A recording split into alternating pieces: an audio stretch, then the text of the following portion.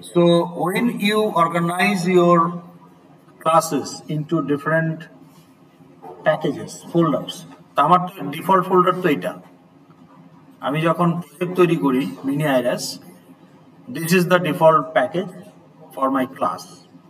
ওকে, একই নামে রিসোর্সের মধ্যেও থাকবে এফএক্সএমএল গুলোর জন্য, এই যে মিনি আইরাস। তো this is the folder where all the resources will be there. So far it is fxml file, and this is the folder যেখানে আমার ক্লাসগুলো থাকবে, application class, controller class, model class সবই থাকবে। But when the number of classes are more, you actually want to organize them into different folders, not keeping all hundreds of class in same folder. So আমরা এখানে সেটা করেছিলাম যে আমাদের application class এবং controller ক্লাসগুলো আমরা ডিফল্ট ফোল্ডারে রেখেছি, বাট আমাদের যে ক্লাস ডায়াগ্রামের যে মডেল ক্লাসগুলো সেগুলোকে আমরা ক্যাটাগরি ওয়াইজ ভাগ করে রেখেছি। সো ইউজার ক্যাটাগরি যেগুলো আছে, employee, faculty, research, student, supplier, tax payer, user, এগুলো সব ইউজার সাব প্যাকেজে রেখেছি। নন ইউজার যেগুলো আছে, কোর্স, দেন ইউটিলিটিতে আমরা কিছু রেখেছি, ওকে, গ্রেড ইনফো, ওকে, অ্যাপেন্ডেবল অবজেক্ট, আউটপুট স্ট্রিম, এরকম। এখন আমাদের যে ইস্যুটা দ্যাট উই ওয়ার ফেসিং, যে টেবিলে লোড হচ্ছিল না, ইফ ইউ রিকল দ্যাট, যে আমার এখন মনে পড়ছে খুব সম্ভবত যে আমরা যদি এটা রান করি, আমরা সিন সুইচ করছিলাম না, কিন্তু স্টার্ট মেথডে গিয়ে ফাইলের নাম চেঞ্জ করে আমরা এই এফএক্সএমএলটাই এনেছিলাম, and then এই বাটনটা ক্লিক করলে এখানে কিছু আসছিল না, কিন্তু অবজেক্ট রিড হচ্ছিল। কারণটা হলো এই টেবিল ভিউয়ের যে টেবিল কলাম, এগুলোতে কিন্তু কোর্স ক্লাসের অবজেক্ট যাবে, আর কোর্স ক্লাস কিন্তু not in this controller class যেখানে আছে সেখানে। কন্ট্রোলার ক্লাস যে মডিউলটাতে আছে সেটা হলো মিনি আইরাস, কিন্তু আমার কোর্স ক্লাস আছে কিন্তু in a different module, non user. That was the reason যে জাভা এফএক্স এর মধ্যে এই কোর্স ওয়াজ নট অ্যাক্সেসিবল। তো এই জন্য যেটা করতে হবে, আপনি খেয়াল করেন যে আপনার এখানে, okay, we have a file called module.info.java, okay, এটাও জাভা কোড। এখানে যদি আমরা দেখি আমার মডিউলগুলোর সম্বন্ধে ইনফরমেশন দেওয়া আছে। তো মাই ডিফল্ট মডিউল হচ্ছে mini আইরাস।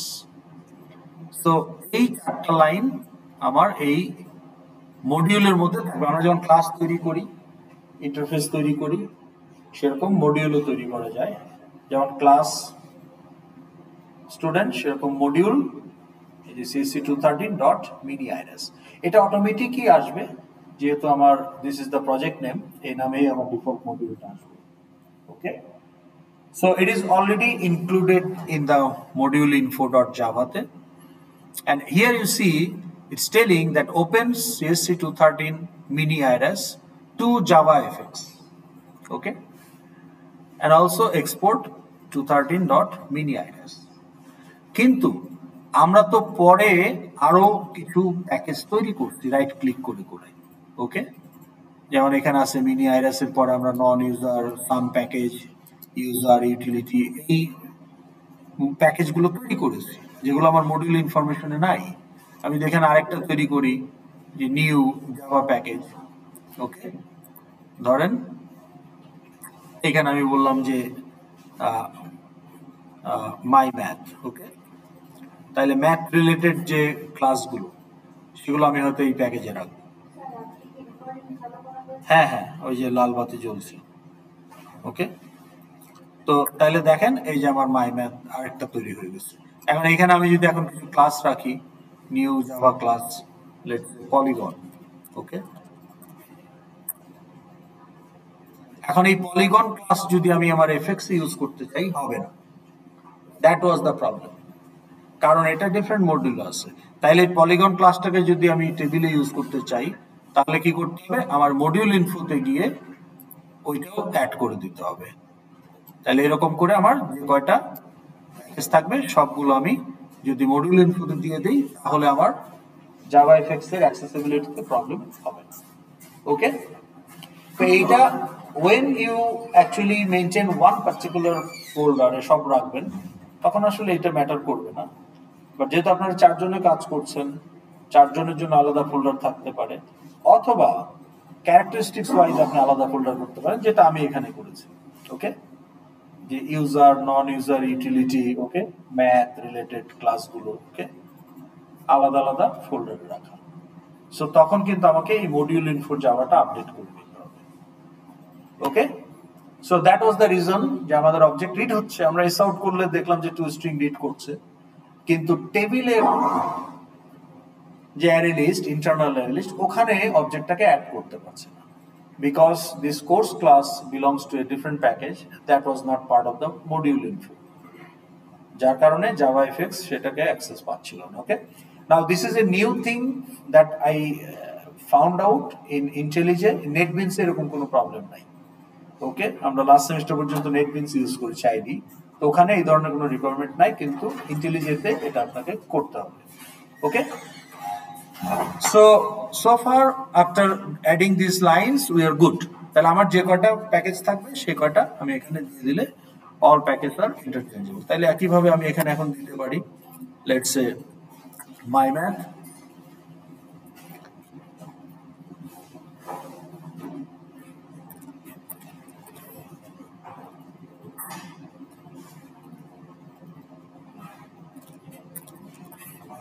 okay, that's all.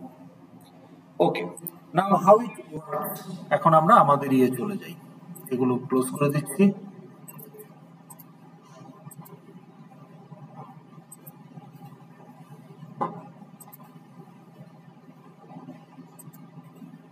Okay,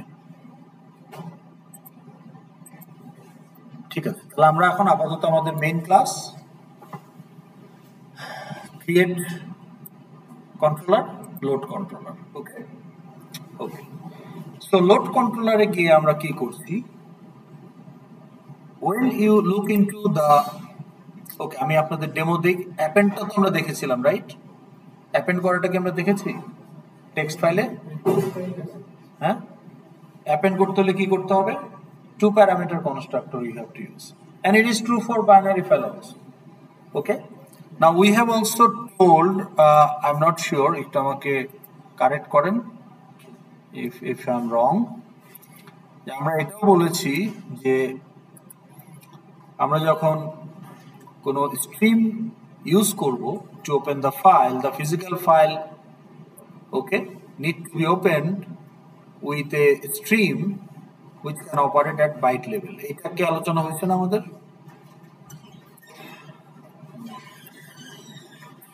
Did we discuss that? Okay, even if not, what do you think? What is the meaning of this sentence?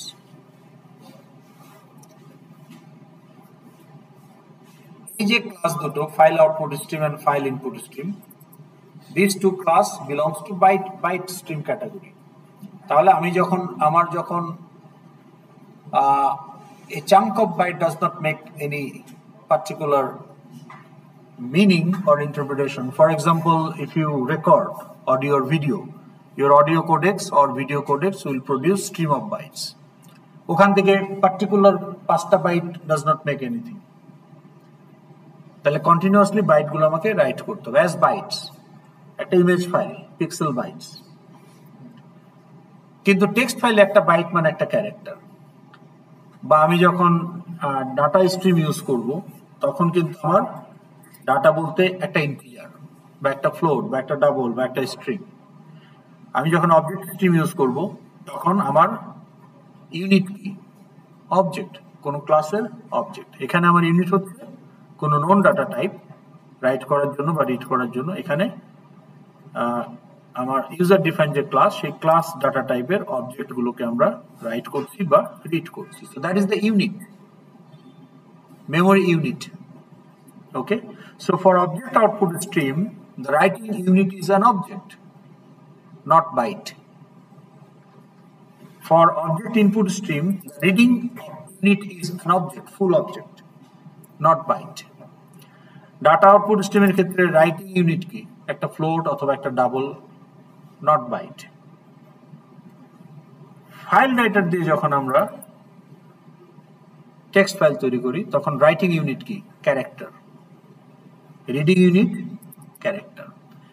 এখন আমার যে অ্যাসকি কোড এটা তো একটা ক্যারেক্টার মানে 1 বাইট, তার মানে এফেক্টিভলি এই file writer file reader actually capable of doing the operation at byte level, read write operation.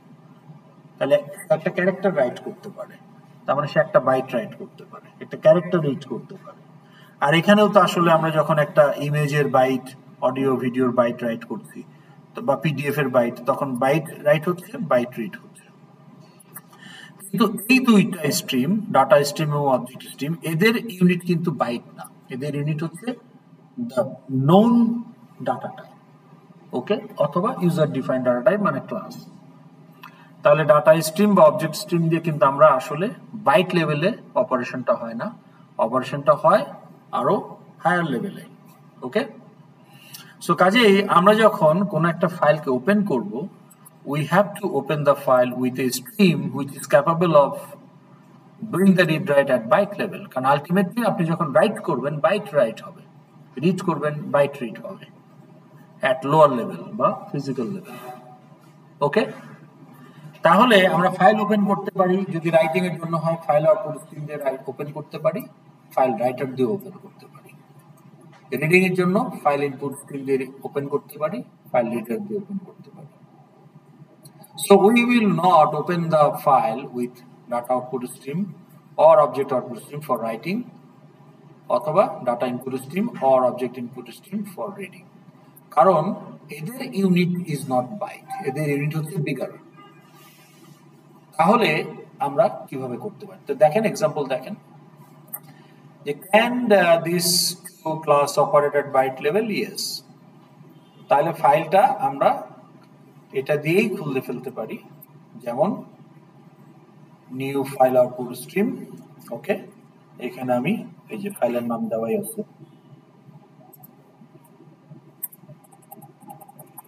Okay, f0 is equal to new file।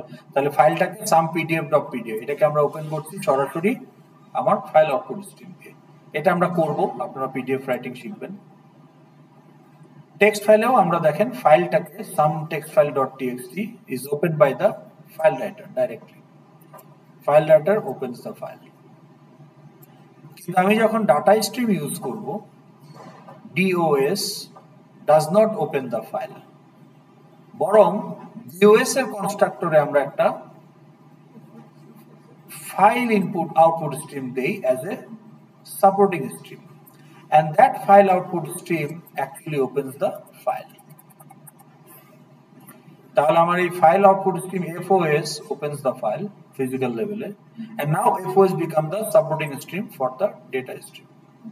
Same thing for object stream also, object stream এর ক্ষেত্রেও তাই, যে file output stream actually opens the file some binary.bin। এখানে যদি আমি object right করি তাহলে ফাইলটা কিন্তু অবজেক্ট স্ট্রিম খুলবে না, বরং অবজেক্ট স্ট্রিমের কনস্ট্রাক্টরে সাপোর্টার হিসাবে FOS যাবে। তাহলে আমি যখন এই রাইট অবজেক্ট মেথড ইউজ করব, অবজেক্ট আউটপুট স্ট্রিম ক্লাসের রাইট অবজেক্ট মেথড, ওকে আমি দিচ্ছি একটা unit of data which is an object to write, কিন্তু অবজেক্টের তো অনেকগুলো বাইট, তাহলে ও তখন ইন্টারনালি এই ফাইল আউটপুট স্ট্রিমের রাইট মেথডকে ইউজ করবে to write into this file,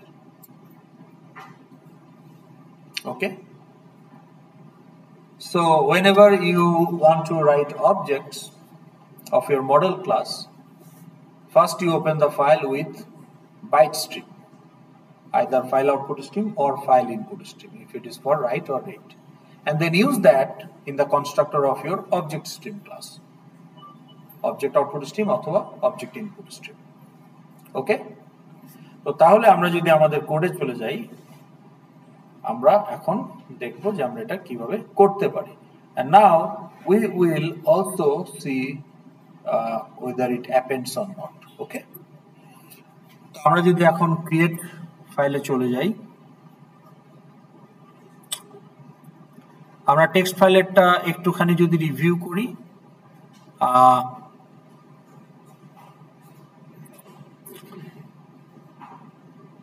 এই যে আমাদের f হচ্ছে আমাদের ফাইলকে রিপ্রেজেন্ট করে।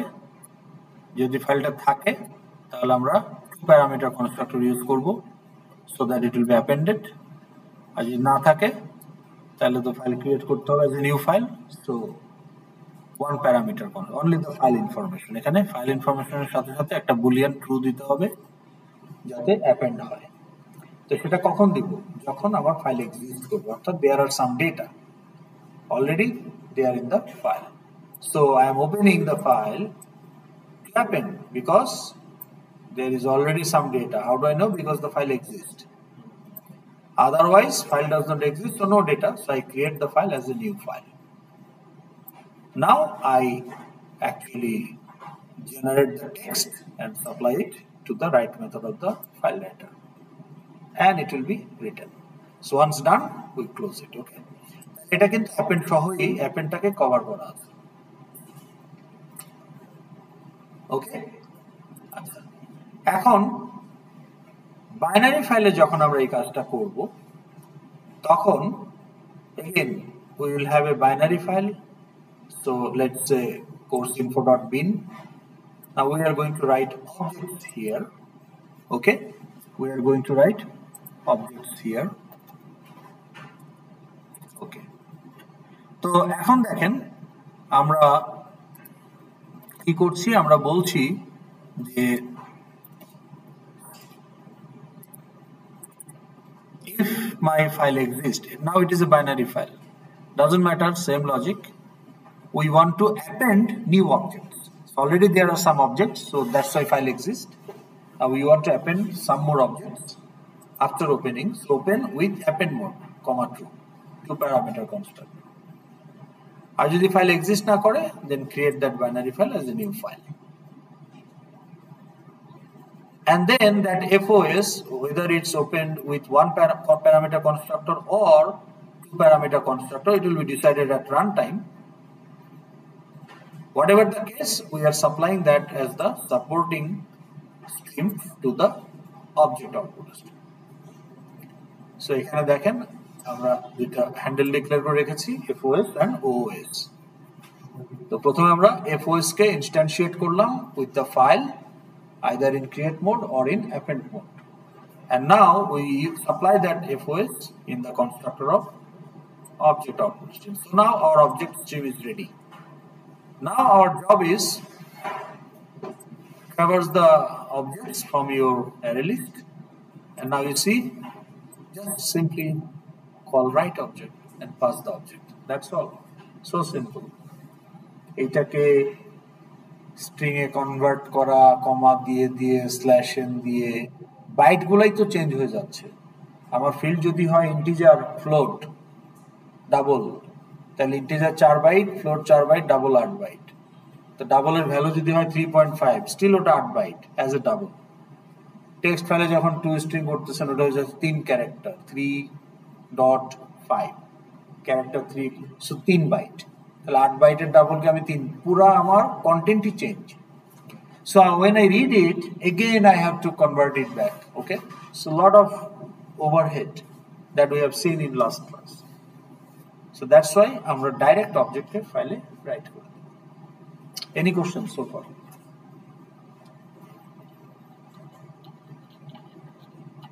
জি বলেন।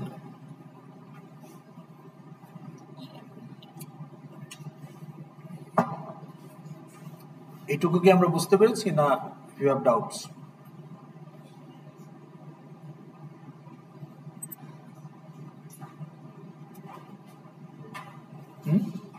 No? Yes or no? Right object দিলে আমরা তো স্ট্রিংয়ের মতো রাখবো না, জাস্ট ফাইল ক্রিয়েট হবে, রাইট হবে না। আমার যে object, let's say S1 is a student, তাইলে ওর যে ফিল্ডগুলো আছে, আইডি 4 বাইটের ইন্টিজার, নেম একটা স্ট্রিং, সিজিপি একটা 4 বাইট, মেজর একটা স্ট্রিং, মাইনর একটা স্ট্রিং, সিজিপি একটা ফ্লোট, তাহলে এই যে ফিল্ডগুলোর জন্য মেমোরি অ্যালোকেট হয়ে আসে না, যে কয় বাইট করে দরকার, তাহলে পুরো অবজেক্টের জন্য যদি লেটস সে 60 বাইট হয় সবগুলো ফিল্ড মিলে, এক্স্যাক্টলি ওই বাইটগুলোই রাইট হবে টু দ্য ফাইল। তাহলে অবজেক্টের যে অ্যাকচুয়াল বাইটস, যেটা মেমোরি নিউ করা হয়েছে, সেটাই রাইট হবে। নয়েজ করেন না, প্রত্যেকটা সি তে একটা একটা করে আমরা রাইট করে দিচ্ছি, তাহলে অবজেক্টগুলো পরপর পরপর ফাইলে রাইট হয়ে যাবে। এখানে না দরকার আছে কমা, না দরকার আছে স্ল্যাশ এন, কারণ আমি তো বাইনারি ফাইলের কন্টেন্ট টেক্সট ফিল্ড নোটপ্যাডে খুলে দেখবো না, যে আমাকে বুঝতে হবে কমা না রাখলে কোনটা কতটুকু বোঝা যাচ্ছে না। এটা তো আমার পারপাস না। Binary file will never be opened in a text editor. Binary file আমি অবজেক্ট রাইট করেছি, অবজেক্ট রিড করবো, করে সেটাকে আমি এখন আমার ভিউতে দেখাবো, টেক্সট এডিটরে দেখতে যাবো না, আমি একটা থার্ড পার্টি নোটপ্যাডে খুলে দেখবো না, আমি আমার ভিউতে দেখাবো। ওকে, ফাইলটা আপনি কিভাবে দেখবেন? নোটপ্যাডে খুললে তো আপনি ক্যারেক্টারই দেখবেন। নোটপ্যাডে যদি খোলেন, আপনি তো অবজেক্ট রাইট করছেন, ধরেন একটা 60 বাইটের একটা অবজেক্ট, কিন্তু নোটপ্যাডে খুললে 60টা ক্যারেক্টার দেখাবে, কারণ ওখানে 60টা বাইট আছে। কারণ to notepad it's a text file, যে ফাইলই খুলেন ও ওটাকে টেক্সট হিসাবে ট্রিট করবে, because notepad is a text editor. ও টেক্সট ছাড়া আর কিছু দেখাতে পারে না, মানে ক্যারেক্টার ছাড়া আর কিছু দেখাতে পারে না। সো আপনি একটা অডিও ফাইলও যদি নোটপ্যাড দিয়ে খুলেন, ওই অডিও ফাইলটা যদি 3 মেগাবাইট হয়, 3 মিলিয়ন বাইটস, 3 মিলিয়ন ক্যারেক্টার দেখতে পাবেন। ক্যারেক্টারগুলো কি হবে হু নোজ। বাইটের যে কন্টেন্ট, সেটার একটা কোড হবে 8 বাইটের, যে 01, সেখান থেকে একটা কোড পাবেন 0 থেকে 255 এর মধ্যে, সেই কোডের যে করসপন্ডিং ক্যারেক্টার সেগুলোই দেখবেন। কিছু ক্যারেক্টার নোন, যেগুলো কিবোর্ডে দেখা যায়, কিছু ক্যারেক্টার যেগুলো কিবোর্ডে নাই, সেগুলো যে উল্টাপাল্টা ক্যারেক্টার দেখবেন। বুঝতে পেরেছেন? তো কাজে এটা তো আপনি নোটপ্যাডে খুলে কন্টেন্ট দেখবেন কি করে? একটা অডিও ফাইলের কন্টেন্ট আপনি নোটপ্যাডে খুলে কিভাবে দেখবেন টেক্সট এডিটরে? এটাকে ইউজ করতে হলে আপনাকে একটা অডিও প্লেয়ার লাগবে। একটা ইমেজ ফাইলকে আপনি টেক্সট ফাইলে, টেক্সট এডিটরে কিভাবে দেখবেন? ইমেজ ফাইলকে ইউজ করতে হলে আপনার একটা ইমেজ ভিউয়ার সফটওয়্যার লাগবে। তাহলে আমার বাইনারি ফাইলকে আমি আমার ভিউতে যেভাবে দেখাতে চাই, সেটা আমি টেবিলে দেখাই বা যেভাবে দেখাই, বা আমি সেটাকে পিডিএফ এ কনভার্ট করি, বা সেই ডাটাকে আমি অ্যানালাইজ করে চার্ট হিসাবে দেখাতে পারি, আমার ইচ্ছা সেটা। কিন্তু আমি তো সেটাকে বাইনারি ফাইলকে তো আর আমি নোটপ্যাড দিয়ে খুলে দেখবো না। That's not text, that's not, the contents are not all bytes are character. সেটা কখন হবে? যখন the entire content is a text. Read me, user manual, description, English text, তখন আপনি টেক্সট ফাইল বানাবেন, নট ফর অ্যাপ্লিকেশন ডেটা। যেগুলো non extension সেগুলোর জন্য আছে। এখন আপনার যদি ডট পিডিএফ, এটাও তো বাইনারি ফাইল, ডট জেপিজি, এটাও তো বাইনারি ফাইল, ডট এমপি3, এটাও তো বাইনারি ফাইল। তা আপনি এখন একটা পিডিএফ, তো অনেক সফটওয়্যার দিয়ে পিডিএফ ভিউ করা যায়। এখন যে সমস্ত বাইনারি ফাইলের ফরম্যাট গ্লোবালি নোন, ওকে, যেমন পিডিএফ ফাইলের ফরম্যাটটা কি? বাইনারি ফাইল রিড করতে হলে আপনাকে ফাইলের স্ট্রাকচার জানতে হবে, অ্যাবাউট দ্য ডেটা, যে ওই ফাইলে আপনি কি রাখছেন, what is the structure of the data, that need to be known to use it from somewhere else. তাহলে আমার অ্যাপ্লিকেশনে আমি একটা বাইনারি ফাইলে কন্টেন্ট রাখলাম, এখন আমি যদি ডট এমপি3 দিই, তাহলে আপনি এটা অনুমান করতে পারেন এটা একটা অডিও ফাইল, কিন্তু আমার বাইটস গুলো সব অডিও কোডেক্স দ্বারা জেনারেট করা, কিন্তু আমি এক্সটেনশন দিয়েছি ডট বিন। কারো বোঝার উপর আছে যে এটার মধ্যে অডিও আছে না ভিডিও আছে না ইমেজ আছে, নাকি প্রোডাক্ট ক্লাসের অবজেক্ট আছে? নোবডি নোস, কারণ আমি এক্সটেনশন দিয়েছি জেনারিক এক্সটেনশন। আননোন ফরম্যাট যদি হয় তখন আমরা বলি dot bin. Unknown to home? External world. এখন ডট পিডিএফ একটা নোন ফরম্যাট, তার মানে আপনার অ্যাপ্লিকেশনে আপনি একটা পিডিএফ বানাইতে পারেন, আমার অ্যাপ্লিকেশন যেটা আমি রিডও করতে পারি। আপনি অ্যাডোব অ্যাক্রোব্যাট দিয়ে একটা পিডিএফ তৈরি করতে পারেন, আবার অ্যাডোব অ্যাক্রোব্যাট রিডার দিয়ে সেটা রিডও করতে পারেন, ফায়ারফক্স দিয়েও সেটা রিড করতে পারেন, মাইক্রোসফট এজ দিয়েও সেটা রিড করতে পারেন। আপনি মাইক্রোসফট ওয়ার্ডে সেভ অ্যাজ পিডিএফ করলে কি হবে? পিডিএফ জেনারেট করবেন। আমাদের যে অ্যাপ্লিকেশন মিনি আইরাস, বা আপনি যেটা করবেন, ওখানেও আপনি পিডিএফ জেনারেট করতে পারেন using file output stream. But again, that PDF can be used by many different applications. যে সমস্ত অ্যাপ্লিকেশন পিডিএফ রিড করতে পারে। তার মানে নন বাইনারি এক্সটেনশন যেগুলো, এগুলো মাল্টিপল অ্যাক্রস দ্য অ্যাপ্লিকেশন, এগুলো এক্সচেঞ্জ করা যাবে দ্য ডেটা ফাইল। ওকে, একটা ইমেজ ফাইল পোর্টেবল, এক মেশিনে অ্যাপ্লিকেশন দিয়ে একটা জেপিজি তৈরি করছেন, আরেক যে কোনো ইমেজ ভিউয়ার দিয়ে সেটা আপনি ভিউ করতে পারবেন। আর আপনার অ্যাপ্লিকেশন জেপিজি তৈরি করুক আর ওনার অ্যাপ্লিকেশন তৈরি করুক, আমার জেপিজির যে ইন্টারনাল স্ট্রাকচার, ওনার জেপিজির ইন্টারনাল স্ট্রাকচার এক। বুঝাতে পারছি? তো এই যে ডট, যে মানে অডিও, ভিডিও, ইমেজ, ওকে, পিডিএফ, এগুলোর তো এক্সটেনশন গুলো নোন। সো এগুলোর যে internal structure, that is also publicly known. So যে কোনো application developer actually use that structure to read that file. বা কেউ যখন ক্রিয়েট করে ওই ফরম্যাটেই তারা ক্রিয়েট করে। আপনিও ওই যে ফরম্যাটে পিডিএফ ক্রিয়েট করছেন, মাইক্রোসফট ওয়ার্ড একই ফরম্যাটে পিডিএফ ক্রিয়েট করছে। আবার আমার মিনি আইরাস থেকে যদি আমি একটা রিপোর্ট তৈরি করে পিডিএফ বানাই, একই ফরম্যাটে পিডিএফ তৈরি হবে। So that any PDF reader can actually একই ফরম্যাট ইউজ করে ওটাকে রিচ করতে পারবে। সো এই নোন গুলোর মাঝখানে আবার হলো যে আপনি যদি ডিসক্লোজ করতে না চান আপনার নিজের application data, you don't want to disclose আপনার অ্যাপ্লিকেশন ডেটা কি ইমেজ না অডিও না ভিডিও নাকি স্রেফ আপনার ডাটাবেজ ইকুইভ্যালেন্ট অর অবজেক্টস, তো তখন আপনি জেনেরিক এক্সটেনশন ইউজ করবেন .bin। তো তাহলে আপনার অ্যাপ্লিকেশন ছাড়া আর তো কেউ জানে না এটা ইন্টারনাল স্ট্রাকচার কি, তাহলে আপনার অ্যাপ্লিকেশন ছাড়া এই বিন ফাইল কেউ ইউজও করতে পারবে না। ওকে ওকে, আমার মনে হয় আমরা এটা বুঝতে পেরেছি, রাইট? ওকে, তো এখন আমাদের ফাইল তৈরি হবে। এখন আমরা একটা এক্সপেরিমেন্ট করব, খেয়াল করেন। So this is the project ফোল্ডারে আমরা চলে যাব। এখন কোথায় আছে এটা? IntelliJ project mini Iris. Okay, সেখানে আমাদের বাইনারি ফাইল, টেক্সট ফাইল দুইটাই ক্রিয়েট করা আছে। Let me delete them. Okay, তো এখন আমি এটাকে নতুন করে রান করতে চাই। ওকে,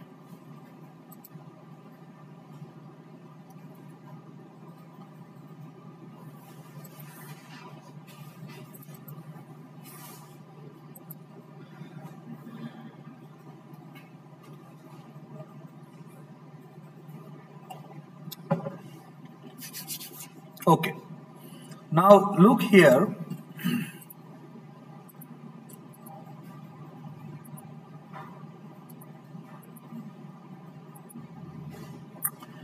No file is there. এখন আমি কিছু ডাটা দিচ্ছি। ওকে,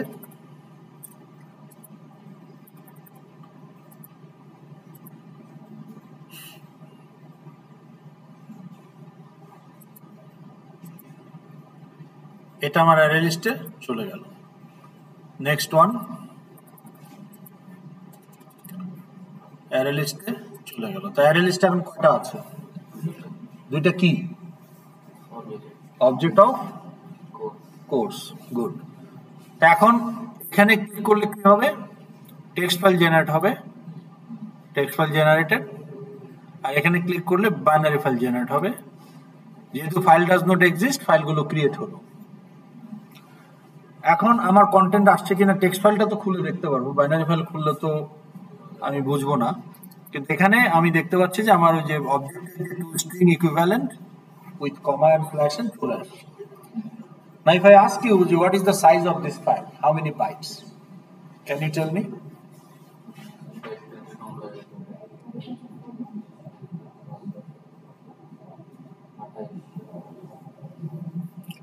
bytes.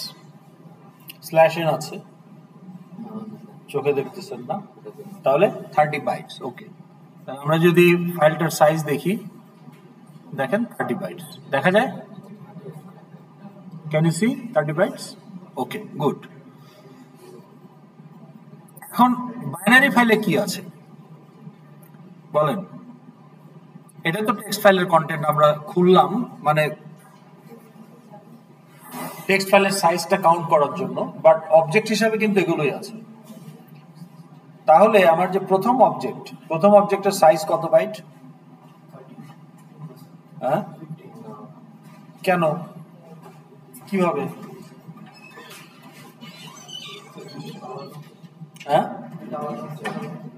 না, প্রথম অবজেক্টটা ধরেন যে কোর্সের কোড হচ্ছে 111, ওটা একটা অবজেক্ট, আর আইডি 222 এটা আরেকটা object. How many fields? 4 fields. প্রথম তিনটা হচ্ছে স্ট্রিং, 4 নাম্বারটা সেকশন নাম্বার, ইন্টিজার না নাম্বার অফ ক্রেডিটস। তাহলে আপনি এটা চোখে দেখতেছেন কন্টেন্টটা টেক্সট হিসাবে, এটা তো টেক্সট ফাইল, কিন্তু বাইনারি ফাইলে তো এগুলো অবজেক্ট হিসাবে আছে। তাহলে বাইনারি ফাইলে যে প্রথম অবজেক্ট এটার কত বাইট?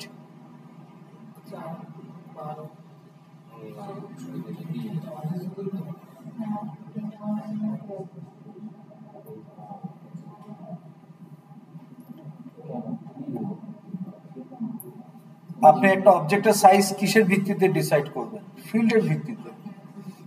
ফিল্ডগুলোর কিউমুলেটিভ মেমোরি তো অবজেক্টের মেমোরি। তাই আপনার ফিল্ড কি? String followed by another string followed by another string followed by integer. এখন বলেন তাইলে আপনার এই যে কত ক্রেডিট, এটার জন্য কতটুকু মেমোরি লাগবে? আচ্ছা, এখন তাইলে আপনাকে জানতে হবে স্ট্রিং এর সাইজ কত। খেয়াল করেন কিভাবে। ইন্টিজারের সাইজ কত? ডাবলের সাইজ কত? 8, ফ্লোট 4 বাইটস। তাহলে নিউমেরিক টাইপস যেগুলো আছে এগুলোর মেমোরি রিকোয়ারমেন্ট ফিক্সড, কিন্তু স্ট্রিং এর জন্য কত byte? Depends on the content of the string. তাইলে আমার এই যে কোর্স আইডি এটা একটা স্ট্রিং, তাইলে এই কোর্স আইডি যদি একটা স্ট্রিং হয় এটার জন্য কত বাইট?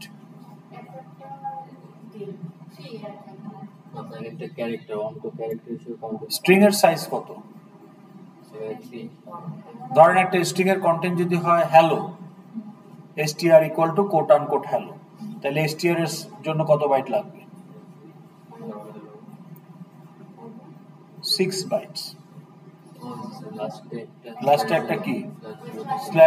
স্ল্যাশ এন না, স্ল্যাশ এন তো new line, slash 0 null character to indicate end of the string.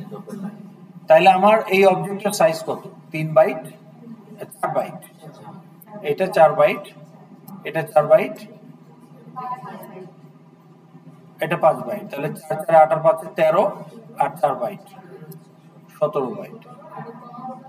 কমাগুলো কেন বাইনারি ফাইলে? কমাগুলো কি অবজেক্টের ডাটা? তাহলে কমা তো আপনি টেক্সট ফাইলে জোর করে ঢুকাইছেন ক্যারেক্টারগুলোর মধ্যে ডিফারেন্সিয়েট করার জন্য, যে কোনটা কতটুকু চোখে দেখে বোঝার জন্য।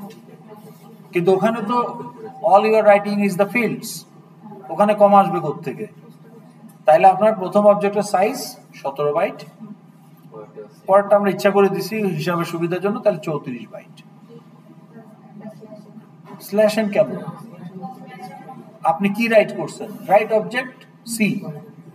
সি কি? অবজেক্ট। অবজেক্টের মধ্যে কি আছে? 4টা ফিল্ড, ওটাই তো রাইট করছেন।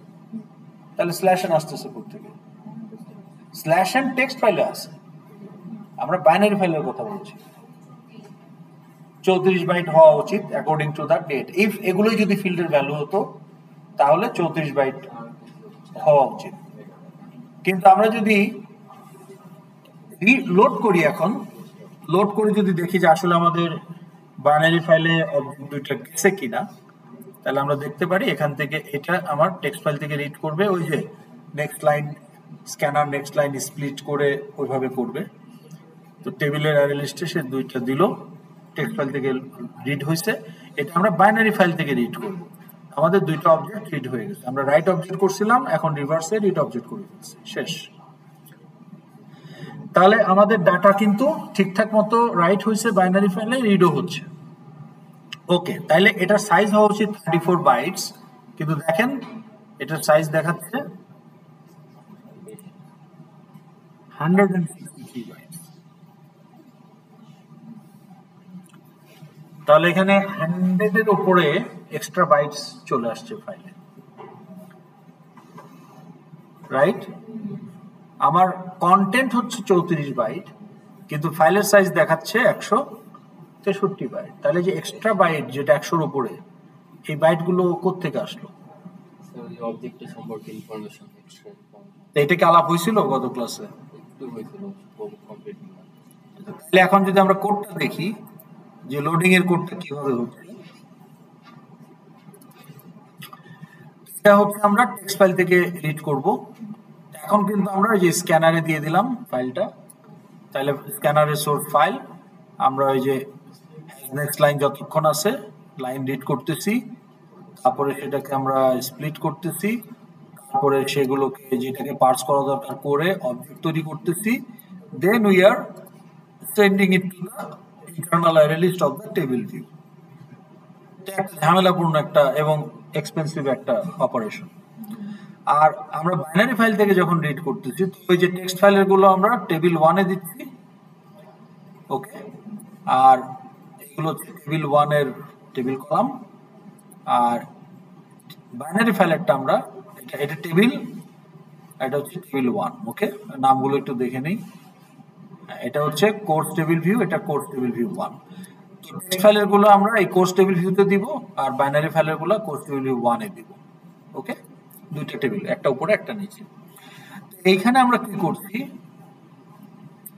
এখানে আমাদের বিন ফাইল, আমরা এই যে বাইট স্ট্রিম দিয়ে এটাকে ওপেন করে ফেললাম, file input stream, and that goes to the constructor of object input stream, OIS। এখন আমরা কি করতেছি, আমরা লুপের মধ্যে এখানে খেয়াল করেন যে আমরা একটা ওয়াইল লুপ চালাইছি, ওয়াইল লুপের মধ্যে রিড অবজেক্ট, দ্যাটস ইট। এবং ওইটাকে আমরা ওই যে টেবিল ভিউ 1-এর ইন্টারনাল অ্যারে লিস্টে অ্যাড করে দিচ্ছি। তাহলে কোনটা সহজ? এটা সহজ না? মানে এইটা বেশি কমপ্লিকেটেড না ওইটা এটা এটা বেশি কমপ্লিকেটেড, এবং অপারেশন ওয়াইজ এটা অনেক বেশি এক্সপেন্সিভ। সো আপনার লার্জ ডাটা সেটের জন্য এটা it will create a lot of bottleneck, okay. তো তার মানে আমরা সরাসরি অবজেক্ট রাইট করেছি, এন্ড নাও আমরা সরাসরি অবজেক্ট রিড করছি।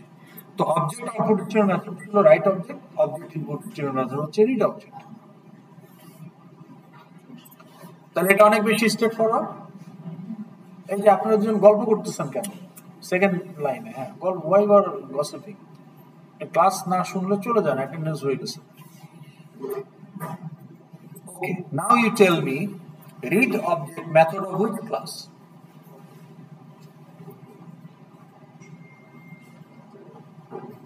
It's the method of which class?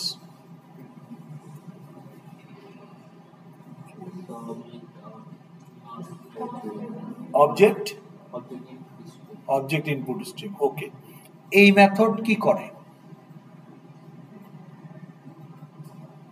এই মেথড আমাকে কি দেয়?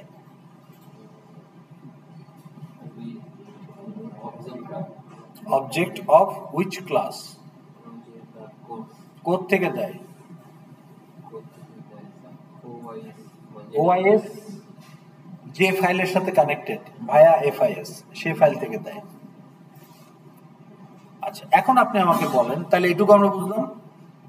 ওকে, now you tell me, if the file size is, let's say, 3 megabyte, so it contains 3 million bytes roughly.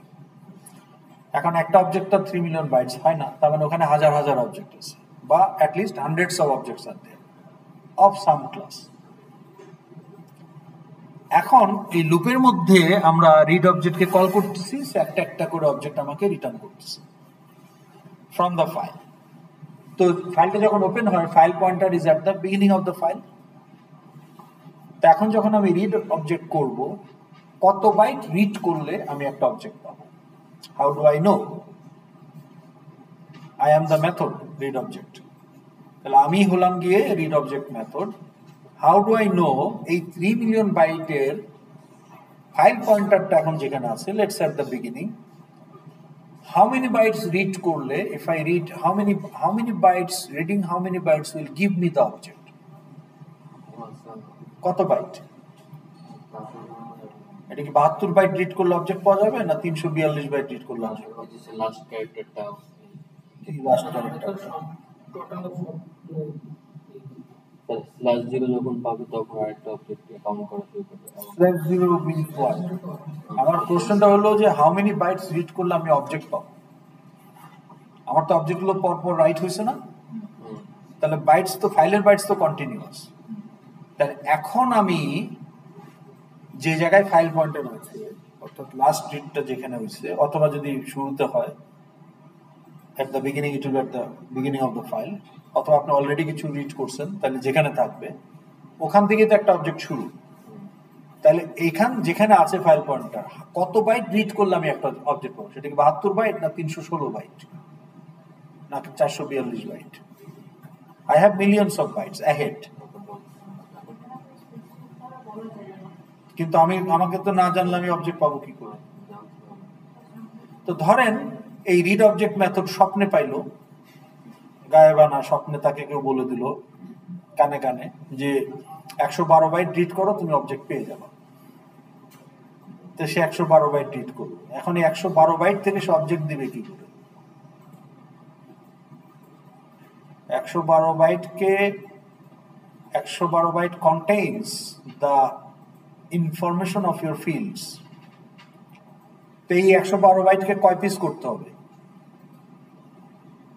How many pieces you have to cut into how many pieces? This 112 bytes. যে কয়টা field, তাহলে আমাকে জানতে হবে যে কয়টা field. এটা জানলেই হবে? আমি কি সমান ভাগে ভাগ করব? তাহলে ফিল্ডের টাইপ জানতে হবে, আবার কোন ফিল্ড আগে কোন ফিল্ড পরে সিকোয়েন্স জানতে হবে, ক্লাসের নামও জানতে হবে। তো তাইলে read object method need to know the class name, what are the fields of those class and their name, their type and the sequence. এই তথ্যটা যদি থাকে, রিড অবজেক্ট যদি জানে যে এই ক্লাসের নাম হচ্ছে প্রোডাক্ট, প্রথম ফিল্ড হচ্ছে ইন্টিজার, সেকেন্ড ফিল্ড হচ্ছে ফ্লোট, থার্ড ফিল্ড হচ্ছে ডাবল, তাইলে সে 4 বাইট রিড করে একটা ইন্টিজার বানাবে, দেন নেক্সট 4 বাইট রিড করে একটা ফ্লোট বানাবে, দেন নেক্সট 8 বাইট রিড করে ডাবল বানাবে, এবং সে তখন ওগুলো কনস্ট্রাক্টরের প্যারামিটার দিয়ে সে অবজেক্ট তৈরি করবে। কোন ক্লাসের অবজেক্ট তৈরি করবে? ও জানে যে এই ক্লাসের অবজেক্ট। বলেন আপনার প্রশ্ন।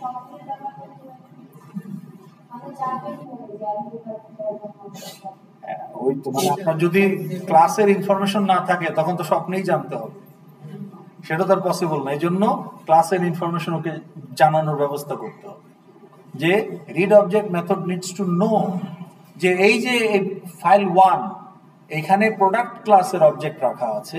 Product class has 4 fields. First field হচ্ছে আইডি ইন্টিজার, সেকেন্ড ফিল্ড হচ্ছে স্ট্রিং নেম, থার্ড ফিল্ড হচ্ছে ফ্লোট প্রাইস, ফোর্থ ফিল্ড হচ্ছে local date of birth, fifth field হচ্ছে লোকাল ডেট অফ এক্সপায়ারি। তাহলে এই 5টা ফিল্ড আছে, this are the types and this is the sequence and this is the information about product class. এইটা যখন আমি জানবো তখন কিন্তু আমি ফাইল 1 থেকে ওই ডাটাটা ইউজ করে I can retrieve the objects. কিন্তু এই ইনফরমেশন যদি না থাকে তখন তো স্বপ্নে পাওয়া ছাড়া কোনো উপায় নেই। ঠিক আছে? So that is your extra byte, information about your data, metadata, data about your data. That is ওই যে 100+ byte, that is actually information about your class information. যে ক্লাসের নাম কি, কি কি ফিল্ড আছে, তাদের টাইপ কি, সিকোয়েন্স কি, এসএপি। ওই জন্য ফাইলের সাইজ 34 বাইটের জায়গায় 160+। তাহলে বুঝতে পেরেছেন এক্সট্রা বাইট গুলো কোথেকে আসলো? and we call it file header. ওকে, তাহলে এখন আপনি আমার একটা প্রশ্নের উত্তর দেন যে আমি ফাইলটা ধরেন এক্সিস্ট করে না, প্রথমবার ক্রিয়েট করতেছি, তো ফাইলটা ওপেন হলো। ওপেন যখন হবে, ওপেন করার পরে আমি ক্লোজ করার, ওপেন আর ক্লোজের মাঝখানে 20টা অবজেক্ট রাইট করব, তাহলে আমার ফাইলে কি থাকবে? শুরুতে কি থাকবে? File header followed by 20 object. আমি ক্লোজ করে বাড়ি চলে গেলাম, অ্যাপেন্ড করব, কালকে আসলাম, আবার অ্যাপেন্ড করতে গিয়ে আবার ওপেন করলাম, করে যে আবার আমি আজকে ক্লোজ যখন করব মাঝখানে ধরেন আমি আরো 15টা অবজেক্ট রাইট করব, তাহলে আজকে যখন আমি আরো 15টা অবজেক্ট রাইট করব, what will be the content of my file? শুরু থেকে বলেন। প্রথমে না, প্রথমে 20 ছিল না, প্রথমে ফাইল হেডার, তারপরে followed by 20 objects, it was close, আজকে আবার ওপেন হয়েছে, again file header, then another 15 objects. তার মানে আপনি যতবার ফাইলটাকে ওপেন করবেন আর ক্লোজ করবেন, এই মাঝখানে যে টাইম, এটাকে বলা একটা সেশন। তাহলে ফর এভরি সেশন যখন অ্যাপেন্ড করবেন, the session will start with the file header. তার মানে সেশনের যে ফার্স্ট রাইট অ্যাকচুয়ালি হেডারটা রাইট করবে। তাহলে এখন দেখেন আমরা যে রাইট করতেছি, এখানে দেখেন আমরা যে রাইট করতেছি, এই কলটা তো বারবার হবে লুপের মধ্যে, হবে না? এই মেথডের কাজ কি? সি কে বাইট হিসাবে ফাইলে রাইট করা, কিন্তু প্রথম কলে সে আগে হেডার রাইট করবে। তার মানে ও দেখবে যে এই যে কলটা করা হলো, is it the first call after opening the file? Is it the first call of the session? If yes, then header should be written first before the C is written. C হচ্ছে parameter, তাহলে C কে right করার আগে header right করতে হবে, যদি এটা প্রথম call হয় সেশনে। But if it is second call, third call, তাহলে শুধু সিটাই রাইট হবে। তাহলে হেডারটা কিন্তু রাইট হবে কন্ডিশন, যদি if it is the first call.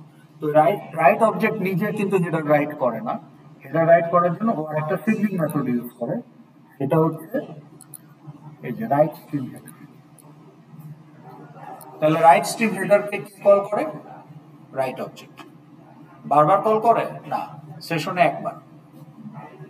and that is how your file grows. আমরা এটা একটু টেস্ট করে দেখি যেটা হচ্ছে।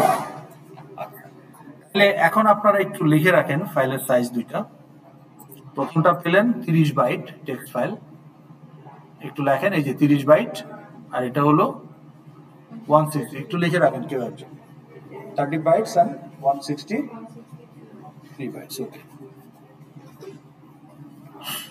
এখন আমরা যদি কোডে যাই, আমরা দেখতে পাবো যে টেক্সট ফাইলও আমাদের অ্যাপেন্ড করার ব্যবস্থা করা আছে কমা ট্রু দিয়ে, রাইট? এই যে কমা ট্রু দিয়ে আমাদের টেক্সট বাইনারি ফাইলও আমাদের অ্যাপেন্ড করার ব্যবস্থা করা আছে, টেক্সট ফাইলেও তো আছে। ওকে, তাহলে আমরা এখন দুইটা ফাইলে অ্যাপেন্ড করব। ওকে ওকে, তো আমার কাজ শেষ, আমি এখন ক্লোজ করে দিয়ে চলে গেছি। আগামীকালকে আসলাম আবার, এসে I am creating some more objects. Now array list is empty. Okay, now our files have two objects, অথবা দুইটা অবজেক্টের দুইটা লাইন। ওকে, এখন আমি অ্যাপেন্ড করব, তাহলে object ID with 1 and 2 are already there. এখন আমি অ্যাপেন্ড করব, সো ফাইল ইজ দেয়ার, কাজে এখন কিন্তু অ্যাপেন্ড হবে। So let's say 3 C, okay,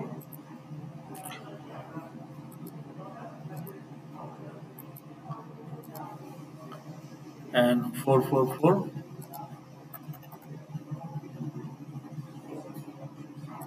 তাহলে অ্যারে লিস্টে কি আছে এখন? ID 3 ID 4।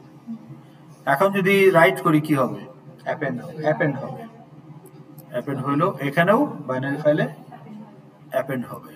অ্যাপেন্ড হলে ফাইলের সাইজ বাড়বে, তাহলে আমাদের যেহেতু আমরা একই ধরনের ডাটা দিছি, তাহলে আরো 30 বাইট বাড়ার কথা। তাহলে আগে ছিল 30, এখন এটার সাইজ হওয়া উচিত 60। আমরা যদি দেখি এই যে 60 বাইট, আর ডাটা যে অ্যাপেন্ড হয়েছে আমরা চোখেও দেখতে পারতেছি। আমার বাইনারি ফাইলের সাইজ কত ছিল?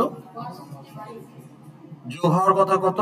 যদি হেডার না থাকতো তাহলে 163 প্লাস 34, 17 টাইমস 2, তাহলে কত হইতো? 164 প্লাস 34, 161 প্লাস 34, 197 এরকম কিছু হইতো। কিন্তু যেহেতু মাঝখানে আবার হেডার ঢুকছে, দেখেন এটা কত?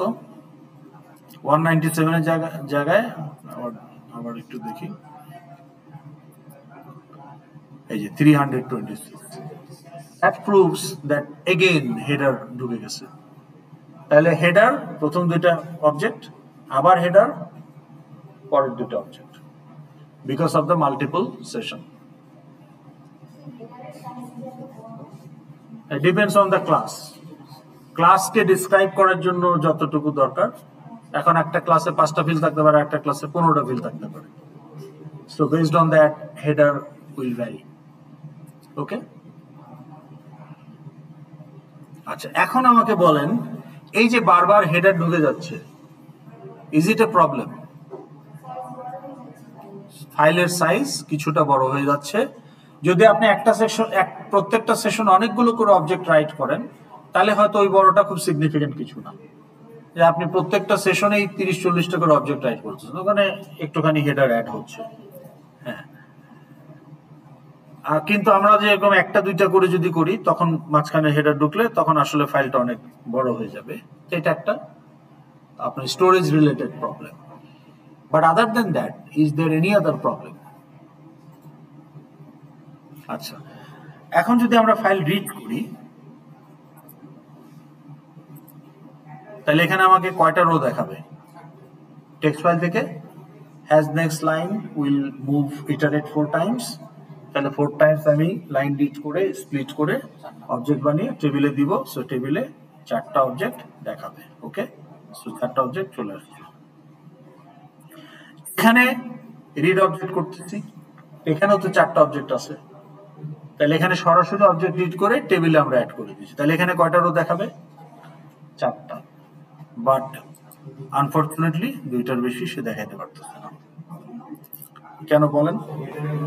আপনি চিন্তা করে বলেন, লজিক্যালি কি মনে হয়? এই জন্য, কিন্তু কারণটা কি?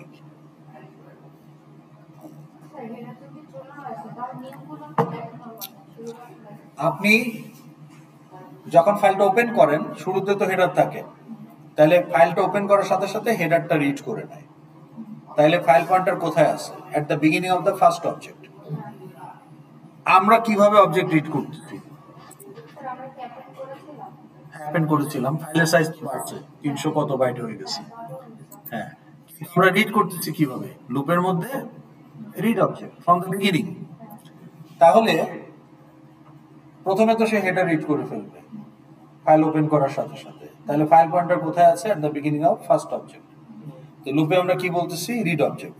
তো আমরা ওখানে রাইট অবজেক্ট করছিলাম, read object will give me the object, no problem. Loop ঘুরলো, সেকেন্ডটা কি? অবজেক্টই ছিল, রাইট অবজেক্ট ছিল, রিড অবজেক্ট, অবজেক্ট দিল, লুপ ঘুরলো। এরপরে কি আছে? নো নো, ফাইল পয়েন্টার এখন যেখানে আছে, এরপরে কি আছে? Header. Read object cannot give you the object from the header. তো তখন ওখানে এক্সেপশন হয়ে সে বের হয়ে যাবে। দ্যাটস ওয়াই আপনার পরের সেশনগুলোতে যত যাই রাখেন, এগুলো আর আপনি রিড করতে পারবেন না। করতে তো হবে, নাহলে আমরা ফাইল ইউজ করবো কিভাবে? এখন প্রশ্ন হলো যে এটা যদি সমস্যা তৈরি করে, তাহলে এটা রাখছে কেন? এই মেকানিজমটা কেন যে অটোমেটিক সে হেডার দিতে থাকে every time I open the file? Because it allows you to append different type of objects in different session in a single file. তো তখন প্রত্যেকটা সেশনের জন্য ইন্ডিভিজুয়াল হেডার লাগবে। So that's writing header in between, মানে at the beginning of every session is not a problem. প্রবলেমটা হলো যে what is our intention? Our intention of using the file is to simulate the database, and your database schema has 20 entities, 20টা table. আপনার যদি student একটা table হয় ডাটাবেজে, ওই টেবিলে আপনি শুধু স্টুডেন্টই রাখতে পারবেন, রাইট?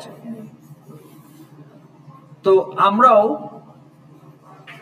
আমাদের তো ডাটাবেজ নাই, তাহলে আমার ডাটাবেজের স্কিমাতে ইয়ার ডায়াগ্রামে যদি 20টা রিলেশন, এন্টিটি রিলেশন থাকে, 20টা টেবিল, নর্মালাইজেশনের পরে আমরা দেখলাম যে থার্ড নর্মাল ফর্ম করার পর আপনি দেখলেন যে 20টা টেবিল হয়েছে ডাটাবেজ স্কিমাতে।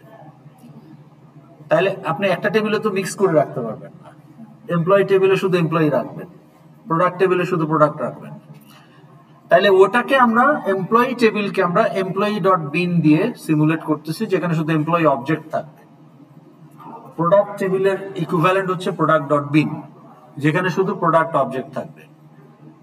সো আমাদের উদ্দেশ্য না যে ডিফারেন্ট টাইপের অবজেক্ট একটা ফাইলে রাখা, because we are simulating the tables of database using the files. তাহলে আমাদের জন্য মাঝখানের হেডারটা আসলে যন্ত্রণাদায়ক বড়, কারণ how we are reading from the beginning to end, read the objects, that is our approach. তাহলে আমরা যদি এই যে একটা ফাইলকে স্ক্যান করতে চাই ফ্রম বিগিনিং টু এন্ড, তাহলে আমাদের মাঝখানের হেডারগুলো অ্যাভয়েড করতে হবে। এটা আমাদের কাস্টম নিড, কিন্তু it's not a generalize need. এটা জেনারেলাইজ নিড না, এটা আমাদের কাস্টম নিড, কারণ আমরা আমাদের ফাইলগুলোকে ডাটাবেজের টেবিলের ইকুইভ্যালেন্ট হিসাবে সিমুলেট করতে চাই। So we will not mix. কাজে আমাদের কাস্টম নিডের জন্য এই হেডারগুলো প্রবলেম কেন? কারণ আমরা কাস্টম রিকোয়ারমেন্ট অনুযায়ী আমরা ফাইলটাকে বিগিনিং টু এন্ড ব্রাউজ করছি, দ্যাট ইজ ওয়াই। তাহলে আমাদেরকে কাস্টম একটা ব্যবস্থা করতে হবে যাতে মাঝখানের হেডারগুলো না থাকে। এটা লাইব্রেরির কোনো দোষ না। Okay, now how do we do that? এখন দেখেন, এই যে হেডারটা রাইট করে কে? হেডারটা রাইট করে কে? হেডারটা রাইট করে কে? রাইট অবজেক্ট হেডারটা রাইট করে না। রাইট অবজেক্ট দেখে যে এটা ফার্স্ট কল কিনা। যদি ফার্স্ট কল হয়, right object use this sibling method, একই ক্লাসের মেথড, রাইট স্ট্রিম হেডার। ওকে, এখন প্রশ্ন হলো যে আপনি চাচ্ছেন ফাইল যখন ক্রিয়েট হবে তখন শুধু রাইট স্ট্রিম হেডার রাইট করবে, আর ফাইল যখন অ্যাপেন্ড হবে তখন করবে না। এটা আপনি চান, আমি চাই, কিন্তু can we change the library class code? তাহলে আমি চাইলে কি যায় আসে? আমি চাইলে তো আমি তো অনেক কিছুই চাই। আমি চাই এখন একটা BMW হাঁকাইতে, তো আমি চাইলে হবে? আমরা অনেক কিছুই জীবনে চাই, তো চাওয়ার সাথে তো পাওয়া মিলে না। ঠিক আছে, আমরা চাইলেই তো হবে না, কারণ I don't have access to the authority to change or modify library class. একটা বিটও আমি চেঞ্জ করতে পারবো না। তাহলে আমার চাওয়ার রিফ্লেকশন হবে কিভাবে? ও তো করেই, ও তো চেক করে যে ফাইলের সেশনের প্রথম কল কিনা। ও যদি দেখে যে this is the first call of the session, ও টুক করে রাইট অবজেক্ট টুক করে এটাকে কল করে দেয়। আমি এটা আটকাবো কিভাবে? হ্যাঁ, রিডের কথা এখানে আসতেছে কেন? আমরা তো রাইট করতেছি, আমরা চাচ্ছি না পরবর্তী সেশনের অ্যাপেন্ডের সময় হেডার গুলো আসুক। তা আমাদের চাওয়াতে কি যায় আসে? ও তো ঠিকই এটা করবে, তা আমি এটা আটকাবো কিভাবে? So can you modify a library class? Short answer, no. But less short answer, indirectly yes. কিভাবে? You can actually extend that class and override the methods wherever you want to make change. তো তাহলে আপনি একটা library ক্লাসকে extend করে যে মেথডগুলো আপনার পছন্দ না বা আপনি মডিফাই করতে চান সেগুলো ওভাররাইড করলেই হবে। সো এটা হচ্ছে ইনডাইরেক্টলি করা যাবে, বাট সেটা তখনই সম্ভব যদি ক্লাসটা নন ফাইনাল হয়। ফাইনাল হলে আপনি এক্সটেন্ড করতে পারবেন না।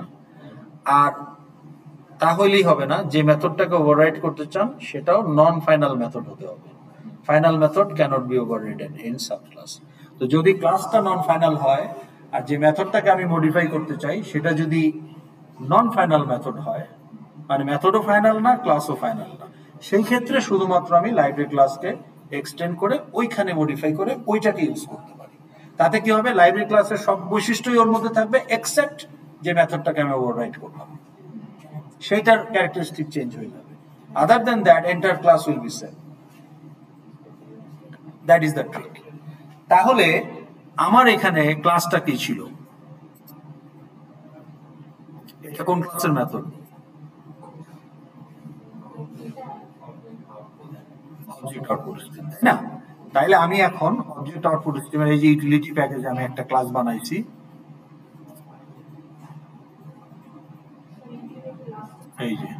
এই যে অ্যাপেন্ডেবল অবজেক্ট আউটপুট স্ট্রিম। এই নামটা আমার দেওয়া নাম, এটা কোনো মুখস্থ করা নাম না, বলতেছে এক্সটেন্স অবজেক্ট আউটপুট স্ট্রিম। আমি কি করলাম, চালাকি করে এই রাইট স্ট্রিম হেডারকে ওভাররাইট করে দিলাম উইথ এমটি বডি। তো বেটা তুই কল হইলে আসলে সে হেডার রাইট করতে পারবে না, ভেতরে কোনো কোড নাই। So technically it's a method, technically it's an implementation because it has a block, কিন্তু ভেতরে কিছু হচ্ছে না।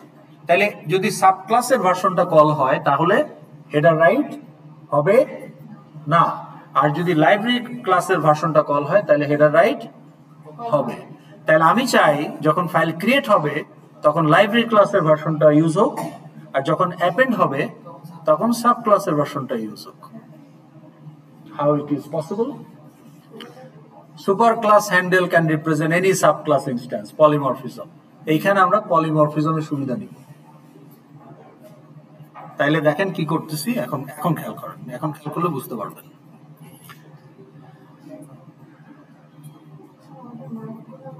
এই তো এখনই দেখাই দিব, এইটা হয়ে গেলে তো আমাদের চেঞ্জ সুইচিং হয়ে গেলে কাজ শেষ।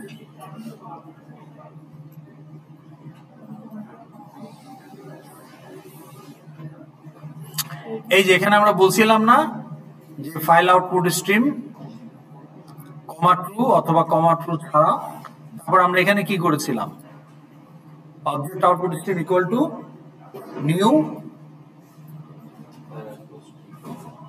File output stream, OS equal to new, না নিউ হোয়াট টাইপ। তাহলে এখন ওএস যদি ক্লায়েন্ট হয় কোনো মেথডের, সেটা কোন ক্লাসের মেথড হিসেবে এক্সিকিউট হবে, অবজেক্ট আউটপুট স্ট্রিম। এইটা ফিক্সড, এই প্রত্যেকবার হেডার রাইট হবেই। কিন্তু এখন আমরা কি করব, এখন আমরা যেটা করব এখানে চলে যাব।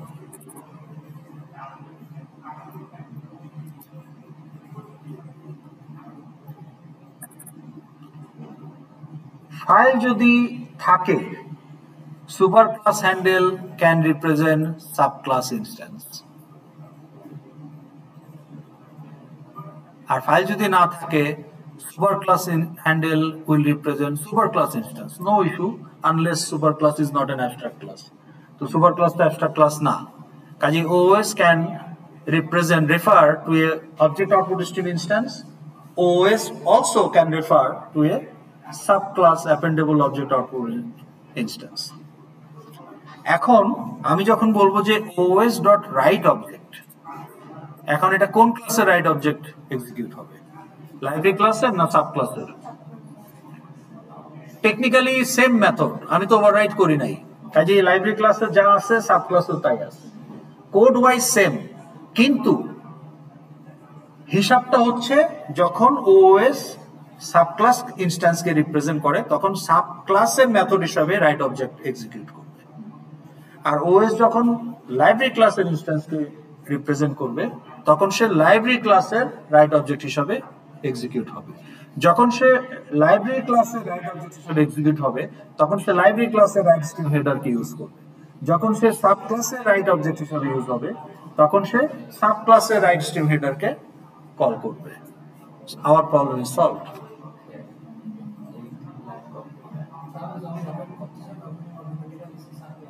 তাহলে এই যে একটা এই যে ইউজারের হ্যান্ডেল দিয়ে আপনি কখনো স্টুডেন্ট, কখনো ফ্যাকাল্টি, কখনো এমপ্লয়ি, আপনি বলতেছেন ইউ ডট চেঞ্জ পাসওয়ার্ড। এখন ইউ হচ্ছে ইউজার ক্লাসের হ্যান্ডেল, ইনস্ট্যান্সকে এসকেডি যখন ইনস্ট্যান্স তখন চেঞ্জ পাসওয়ার্ডের ক্লায়েন্ট হচ্ছে এসকেডি ফ্যাকাল্টি ইনস্ট্যান্স, তখন change password will work as a method of faculty class, overwrite করা হয় নাই, কোড একই, কিন্তু তখন সে ফ্যাকাল্টি ক্লাসের ফিল্ড অ্যাক্সেস করতে পারবে।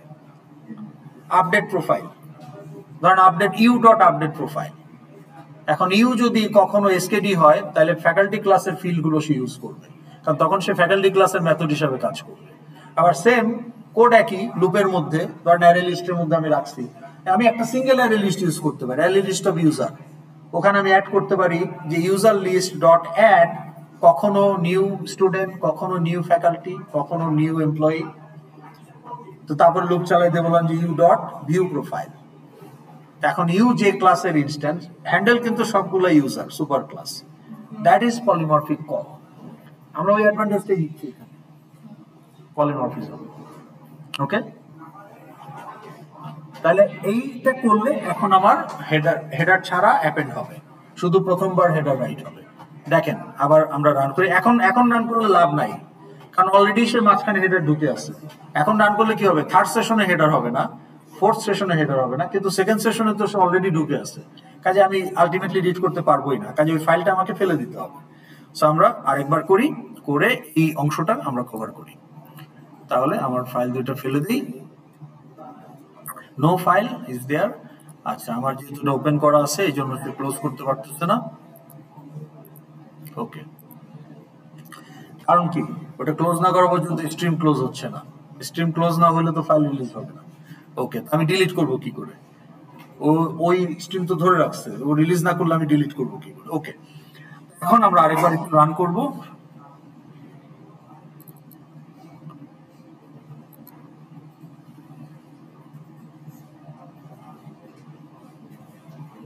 তো ফাইল কিন্তু নাই। Okay, file does not exist. আমরা এখন ক্রিয়েট করব।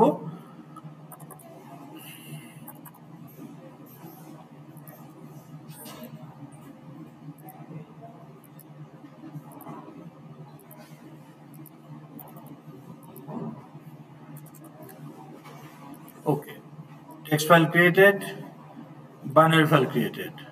একটু লোড করে দেখি, text file loaded, binary file loaded, no problem, let's go home.